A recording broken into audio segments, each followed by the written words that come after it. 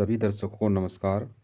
A1 judicial academy के YouTube channel पर हम लोग सीपीसी के एक प्रश्न का समाधान कर रहे हैं, जिसमें हम प्लेंट, डब्ल्यूएस और इश्यू के बारे में अध्ययन कर रहे हैं।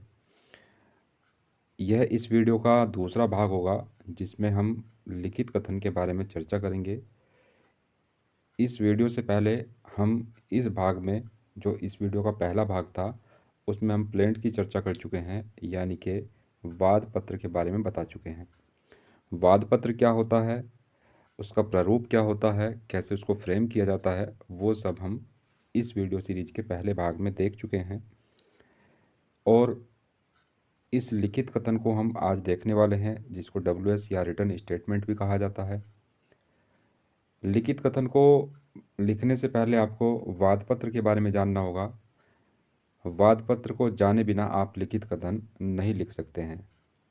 इसलिए लिखित कथन जो होता है वो वाद पत्र का ही एक जवाब होता है। इसलिए जो है वाद पत्र को आपको देखना होगा, जानना होगा और समझना होगा। इसके लिए आप इससे पहले की वीडियो को देखेंगे और उसको समझेंगे। उसके बाद आप इस वीडियो को आगे कंटिन्यू करेंगे और जानेंगे लिखित कथन क्या होता है, कैसे उसको लिखा जाता है, वाद पत्र का जवाब कैसे दिया जाता है और अन्य बातें। तो चलिए आज की इस वीडियो को हम शुरू करते हैं और देखते हैं लिखित कथन यानी कि डब्ल्यूएस कैसे तैयार करते हैं, इसका प्रारूप क्या होता है। तो चलिए देखते हैं हम अपना आज का टॉपिक।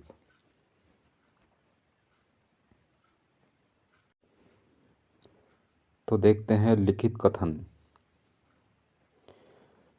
न्यायालय लघुवाद न्यायाधीश लखनऊ, जो आपका वाद पत्र का फॉर्मेट था सेम वही आएगा। लघुवाद संख्या और वर्ष यहाँ पर लिखना होगा। जैसे कि आपने वाद पत्र में देखा था कि लघुवाद संख्या आपने ब्लैंक छोड़ी थी, और यहाँ पर क्या है, ये आपका लिखित कथन है। क्योंकि वाद पत्र जैसे ही न्यायालय में दाखिल कर दिया गया है, तो उस पर न्यायालय वो जो वाद पत्र होगा न्यायालय का अभिलेख हो जाता है और न्यायालय उस पर वाद संख्या अंकित कर देता है। तो वही वाद संख्या जो होगा वो आपको लिखित कथन में फिर मेंशन करना होता है। तो यहाँ पर जो आपका वाद संख्या हो जाएगा यानी कि लघुवाद संख्या हो जाएगा, वो कोई ना कोई डिजिट में आ जाएगा। यहाँ पर हमने एक्स एक्स लिखा है, मतलब कोई भी संख्या हो सकती है। वर्ष क्या होता है, जो वर्ष में, जिस वर्ष में वाद पत्र दाखिल किया गया है उसी वर्ष को यहाँ पर मेंशन किया जाता है। तो ये आपको लिखना होगा। उसके बाद देखिए, आपुत्र श्री शाह, आयु, वर्ष, निवासी, तहसील, थाना, जिला इत्यादि बातें जो आपने वाद पत्र में लिखी थी वही सब लिखनी है, और ये वादी का विवरण होगा। उसके बाद बनाम, बापुत्र श्री दा, आयु, निवासी, तहसील, थाना, जिला, और बाद में ये प्रतिवादी का विवरण होगा। तो जो सेम फॉर्मेट आपका वाद पत्र में था वही सेम फॉर्मेट आपको यहाँ पर लिखना होगा। बस आप देख रहे हैं यहाँ पर ये संख्या आ जाती है और ये वर्ष भी आ जाता है।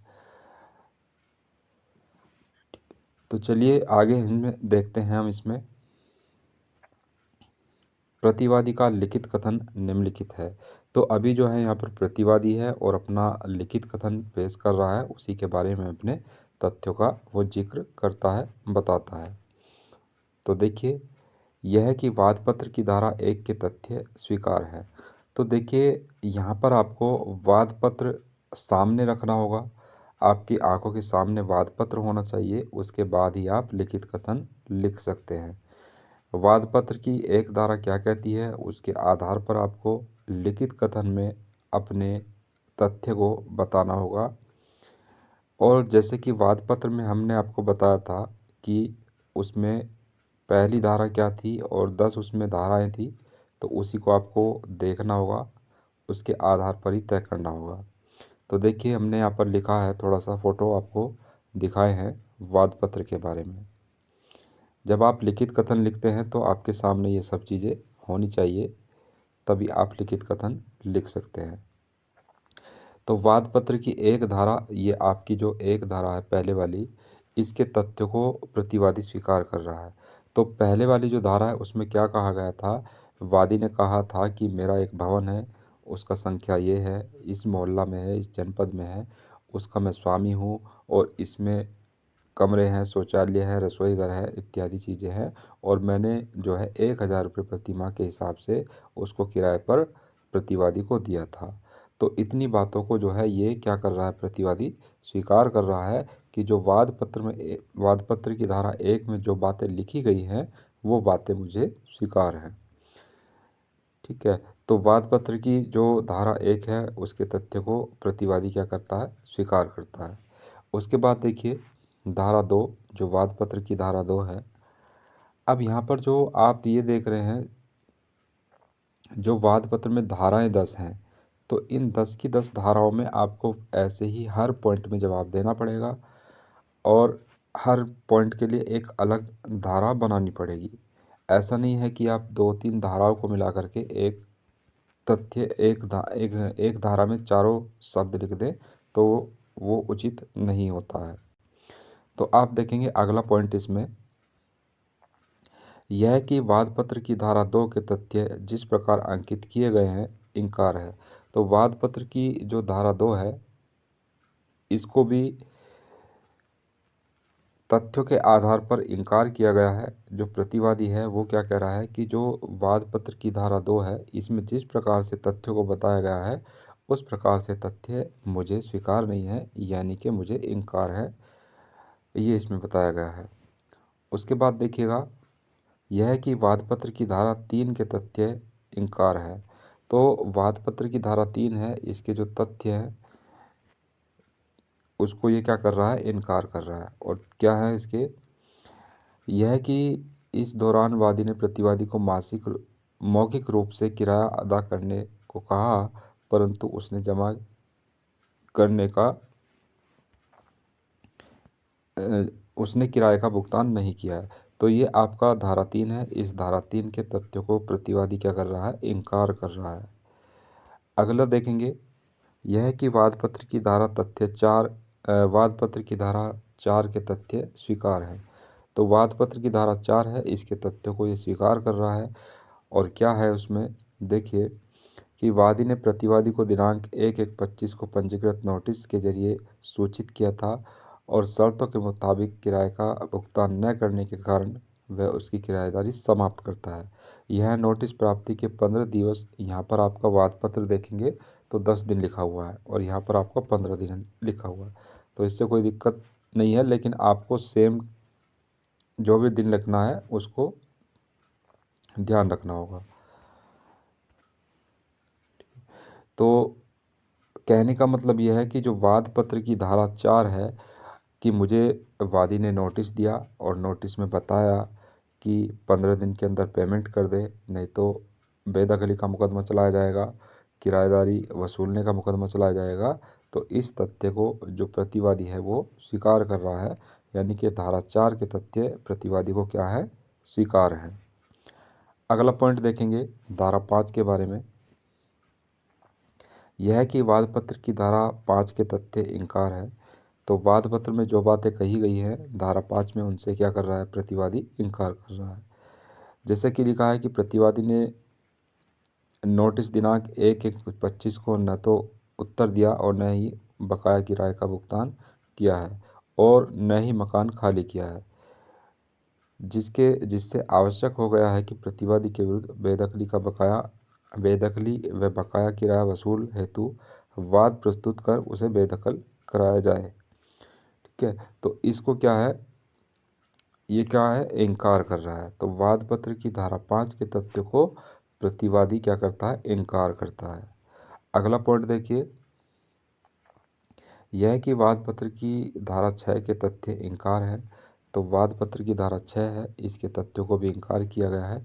इन सब पॉइंट्स को आप पढ़ लीजिएगा, जब भी आप इसको लिखेंगे तो इन सबको पढ़ लीजिएगा अपने नोट्स में, अपनी कॉपी में। यहाँ पर थोड़े शब्द स्पष्ट नहीं दिख रहे हैं, ठीक है, तो उस कॉपी में से देख करके आप इसको लिखेंगे। अगला पॉइंट है, यह है कि वादपत्र की धारा 7 के तथ्य स्वीकार है। तो वाद पत्र की धारा 7 के जो तथ्य हैं उनको स्वीकार किया गया है, और ये है कि वादग्रस्त विषय वस्तु न्यायालय के क्षेत्राधिकार के अंतर्गत आती है, अतः प्रस्तुत वाद में न्यायालय को सुनवाई का क्षेत्राधिकार प्राप्त है। तो यहाँ पर न्यायालय के जुडिक्शन की बात हो रही है। कोर्ट के जुडिक्शन के तथ्यों को स्वीकार कर रहा है, मतलब कि जो तथ्य धारा 7 में बताए गए हैं उनको स्वीकार करता है प्रतिवादी। अगला पॉइंट है कि यह है कि वादपत्र की धारा 8 के तथ्य स्वीकार हैं। तो यहाँ पर धारा 8 के तथ्य भी स्वीकार हैं, जो कि कहता है कि दोनों पक्षों के बीच में वाद योजित करने की कोई दुर्संधि नहीं है। तो यहाँ पर कह रहा है प्रतिवादी कि हम दोनों के बीच में वाद को योजित करने की कोई दुर्संधि नहीं है, छल कपट के माध्यम से हम कोई वाद प्रस्तुत नहीं कर रहे हैं, ऐसा वादी ने कहा था। और इस बात को जो है प्रतिवादी भी स्वीकार करता है कि हाँ, ये बात सच है कि हमारे बीच में कोई दुर्संधि नहीं है वाद को लेकर के। अगला पॉइंट देखिए, यह है कि वादपत्र की धारा 9 के तथ्यों का उत्तर देने की आवश्यकता नहीं है।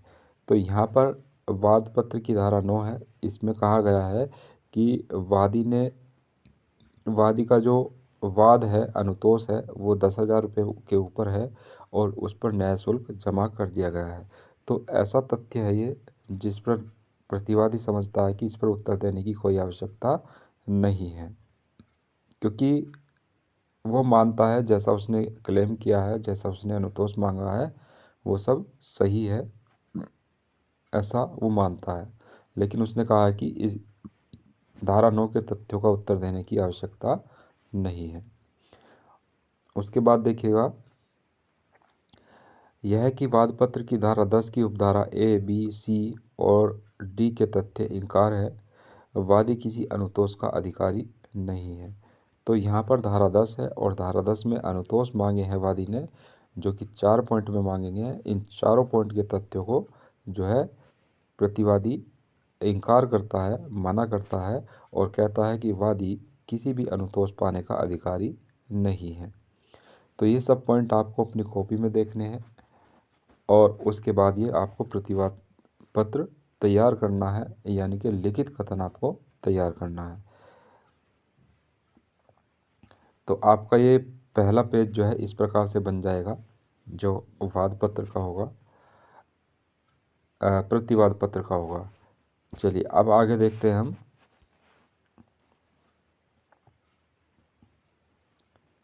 अतिरिक्त कथन।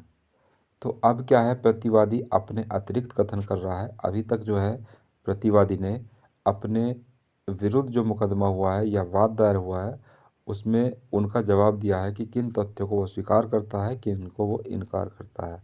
लेकिन अब वो अपनी बात बताना चाहता है कि इस मामले से जुड़े सही तथ्य क्या है प्रतिवादी की नज़र में। चलिए देखते हैं। यह कि प्रतिवादी वादी की शर्तों के मुताबिक 1 मार्च 2022 से 28 फरवरी 2025 तक के लिए 1,000 रुपये प्रति माह का किराएदार रहा है एवं नियम अनुसार फरवरी 2024 तक किराए का भुगतान कर रसीद प्राप्त करता रहा है। मार्च 2024 से वादी रुपये 1,500 प्रति माह मांग करने लगा। प्रतिवादी द्वारा यह कहने पर कि संविदा के अनुसार फरवरी 2025 के लिए 1,000 रुपये प्रति माह किराए की दर तय है। फरवरी 2025 के बाद या तो किराया बढ़ाया जाएगा या मैं मकान खाली कर दूंगा। संविदा से अधिक किराया ना देने पर वादी ने किराया लेना बंद कर दिया।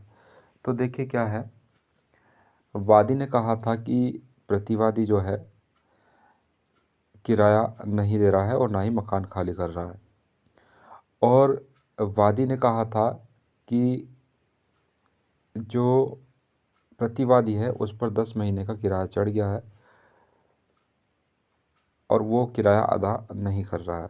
जबकि प्रतिवादी का कहना है कि जो किराएदारी तय हुई है वो लगभग 3 साल के लिए हुई है, मार्च 2022 से लेकर और फरवरी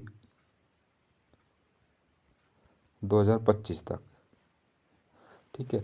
तो ये प्रतिवादी कह रहा है कि जो किराएदार का एग्रीमेंट हुआ है वो मार्च 2022 से लेकर के फरवरी 2025 तक हुआ है, और जो कि 1,000 रुपये प्रति माह के हिसाब से तय हुआ है। अब जो है वादी ने ये कहा था कि जो है प्रतिवादी फरवरी के बाद से किराया नहीं दे रहा है, जबकि प्रतिवादी कह रहा है कि वह वादी को फरवरी 2024 तक क्या देता रहा, किराया देता रहा।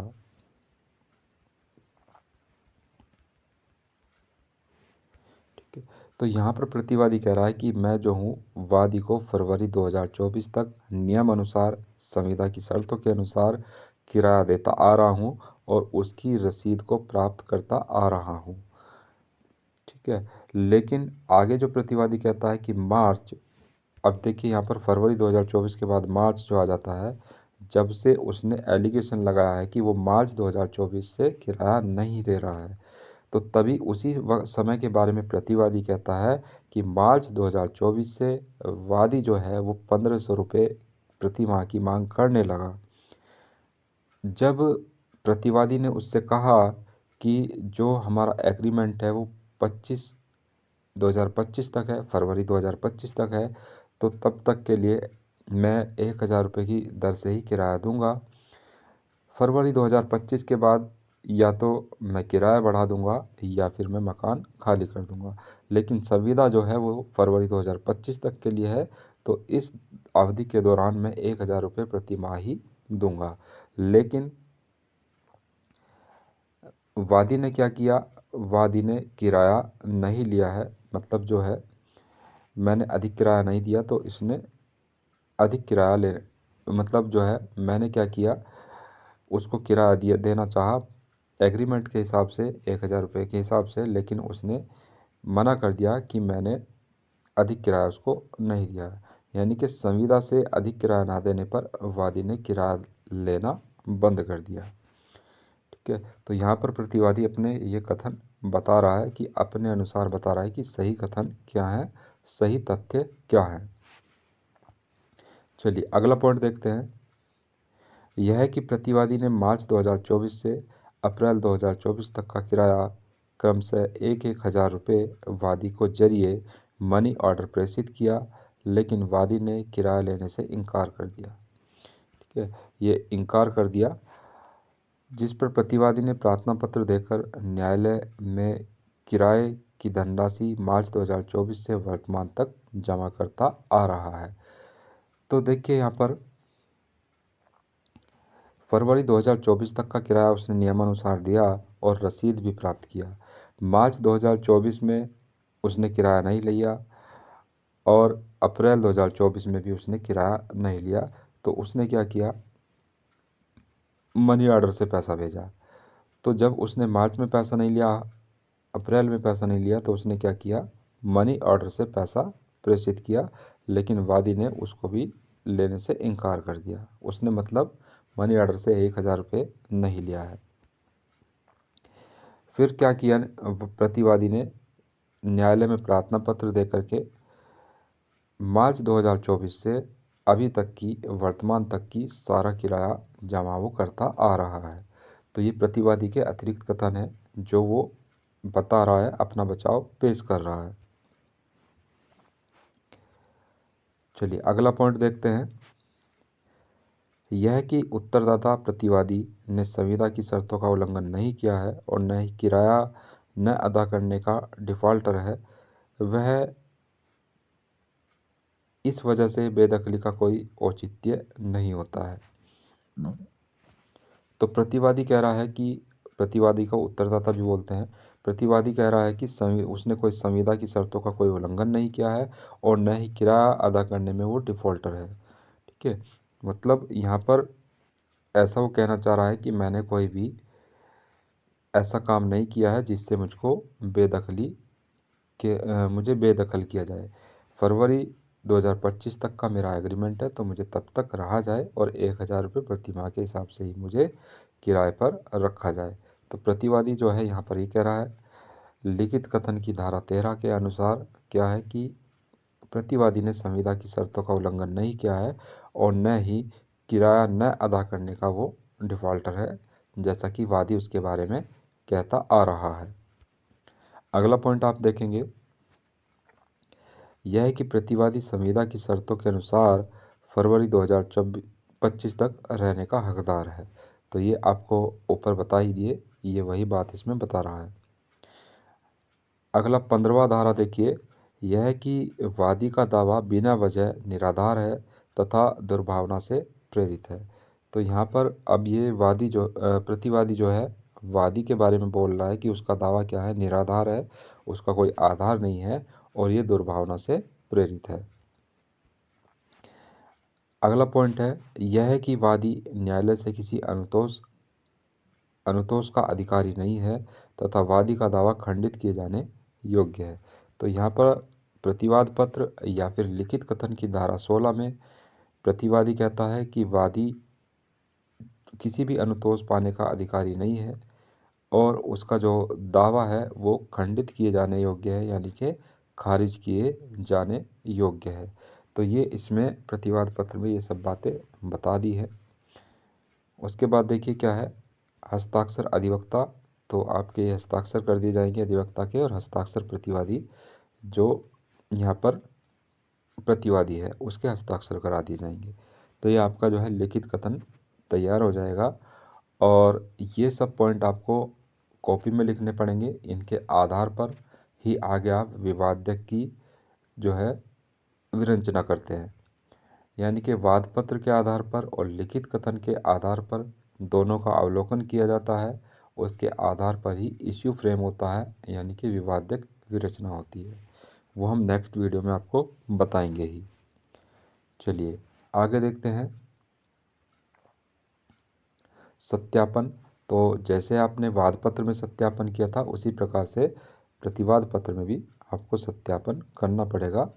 और वही सब चीज़ें हैं जैसे वाद पत्र में आपने सत्यापन किया था, वही सब चीज़ें कि मैं प्रतिवादी बा स्वीकार करता हूँ या फिर तस्दीक करता हूँ कि लिखित कथन की धारा 1 से लगायत 16 तक में अंकित तथ्य मेरी व्यक्तिगत जानकारी और कानूनी सलाह के आधार पर सत्य है। मैंने अपना हस्ताक्षर लिखित कथन के नीचे आज दिनांक डैश को मुकाम समक्ष कचहरी में बनाया है, और यहाँ पर डेट आ जाएगी और यहाँ पर हस्ताक्षर प्रतिवादी आ जाएगा। तो ये आपका जो पीछे वाला पेज आप छोड़ के आए हैं उसी के नीचे आपको लिखना होगा। चलिए, तो ये आपका लिखित कथन तैयार हो जाता है। अगला पॉइंट है आप में इसमें लघुवाद न्यायालय न्यायाधीश लखनऊ, लघुवाद संख्या ये सब आ जाएगा, ये सेम चीज़ें। और ये शपथ पत्र के बारे में है। तो शपथ पत्र के बारे में जैसे वाद पत्र आपने देखा था, वाद पत्र दाखिल करने के साथ साथ एक शपथ पत्र भी हमें देना होता है। और यहाँ पर जब लिखित कथन दाखिल किया जा रहा है, न्यायालय में जमा किया जा रहा है, तो वहाँ पर भी क्या है, शपथ पत्र लिखित कथन के साथ देना होता है। तो सेम चीज़ें आ जाएंगी जो इसमें आपने स्टार्टिंग में लिखी थी। इसको जो ये फॉर्मेट है इसको कायदा 16 बोला जाता है सामान्य भाषा में। तो इसको वैसे लिखने की कहीं ज़रूरत नहीं है, लेकिन आपको जानकारी होना चाहिए। ठीक है, तो क्या है, इसमें पूरा विवरण आ जाएगा और यहाँ पर शपथ पत्र आपको लिखना होगा। तो शपथ पत्र में जो आपने वाद पत्र में लिखा था वही सब चीज़ें लिखेंगे कि मैं प्रतिवादी बा शपथ करता निम्नलिखित बयान करता हूँ। इसमें धारा है पहली कि यह लिखित कथन मेरे इस लिखित यह कि लिखित कथन में मेरा व मेरे पिता का नाम और पता सही एवं सत्य है। यह है कि शपथकर्ता बा उपरोक्त वाद में प्रतिवादी है, इसलिए हालात मुकदमे से अच्छी तरह वाकिफ है। यह है कि लिखित कथन की धारा 1 से लगायत 16 तक मेरी व्यक्तिगत जानकारी में सब सत्य एवं सही एवं सत्य है। इसमें कोई चीज़ ना तो झूठ है और ना ही कोई चीज़ छिपाई गई है। इस शपथ पत्र द्वारा इसमें लिखी गई बातें मैं तायीद यानी कि स्वीकार करता हूँ। यहाँ पर हस्ताक्षर शपथकर्ता आ जाएंगे और उसके बाद इसका भी सत्यापन होता है। तो सत्यापन में आप ये लिख देंगे कि उपरोक्त हलफनामे की, ये आपका जो शपथ पत्र होता है इसको हलफनामा भी बोलते हैं, कि उपरोक्त हलफनामे की धारा 1 से 3, जो ये 1 से 3 धाराएं हैं, 1 से 3 धारा मेरी व्यक्तिगत जानकारी में सही है, इसमें न तो झूठ है और ना ही इसमें कुछ छिपाया गया है। और यहाँ पर आपका डेट यहाँ पर आ जाएगी और हस्ताक्षर शपथकर्ता आ जाएंगे। तो इस प्रकार से आपका ये पूरा फॉर्मेट तैयार हो जाता है लिखित कथन का। और लिखित कथन में आपको इतनी सब चीज़ें लिखनी होती हैं। मेन चीज़ आपको इसमें क्या है, पूरा का पूरा फॉर्मेट वाद पत्र के आधार पर ही तय होता है। तो आज की वीडियो में इतना ही। कैसी आपकी वीडियो लगी, आपको कुछ समझ में आया या नहीं आया, तो आप बिल्कुल कमेंट कीजिएगा, बताइएगा। अगर कोई कमी है तो उसमें सुधार किया जाएगा। बाकी हम इस वीडियो सीरीज के नेक्स्ट पार्ट में मिलेंगे, जो कि विवादक स्थिरीकरण से संबंधित होगी, इश्यू फ्रेमिंग से संबंधित होगी। तो धन्यवाद, मिलते हैं हम नेक्स्ट वीडियो में।